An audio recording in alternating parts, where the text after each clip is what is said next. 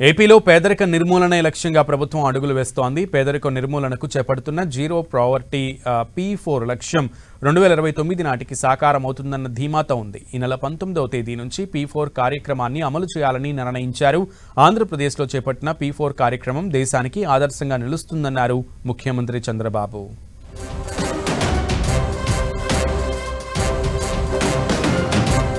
ఆంధ్రప్రదేశ్లో పేదరికాన్ని నిర్మూలించేందుకు ప్రభుత్వం P4 కార్యక్రమాన్ని చేపట్టింది. P4 పై ముఖ్యమంత్రి చంద్రబాబు వీడియో కాన్ఫరెన్స్ ద్వారా ఎమ్మెల్యేలు, ప్రజా ప్రతినిధులు, అధికారులతో సమీక్ష నిర్వహించారు. బంగారు కుటుంబాలకు మెరుగైన జీవన ప్రమాణాలే లక్ష్యంగా పనిచేయాలని సీఎం చంద్రబాబు సూచించారు. మార్గదర్శుల ఎంపికలో తేడా రావద్దు అన్నారు. మార్గదర్శుల నుంచి చిన్న ఆసరా పేదలకు కొండంత అండవుతుంది అన్నారు.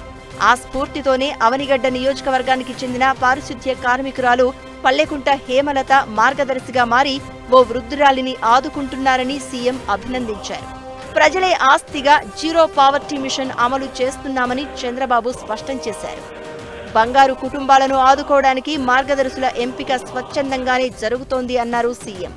మంచి కార్యక్రమాలను అడ్డుకునేందుకు కొందరు ప్రయత్నిస్తారని, ప్రజల మనసుల్లో దీనిపై వ్యతిరేకత తెస్తారన్న అనుమానాన్ని ఆయన వ్యక్తం చేశారు.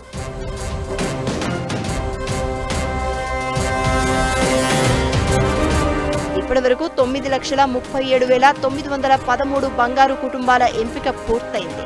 1,03,938 మంది మార్గదర్శులను గుర్తించారు. రాష్ట్ర వ్యాప్తంగా 10 లక్షల బంగారు కుటుంబాలకు కావలసిన అవసరాలను ప్రాధాన్యత క్రమంలో గుర్తించామని చంద్రబాబు చెప్పారు.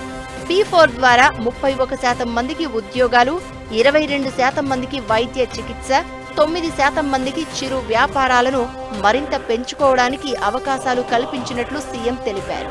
బంగారు కుటుంబాలను దత్తత తీసుకునేందుకు గ్రామాలు, మండలాల వారీగా ముందుకు వస్తున్నారని చంద్రబాబు తెలిపారు.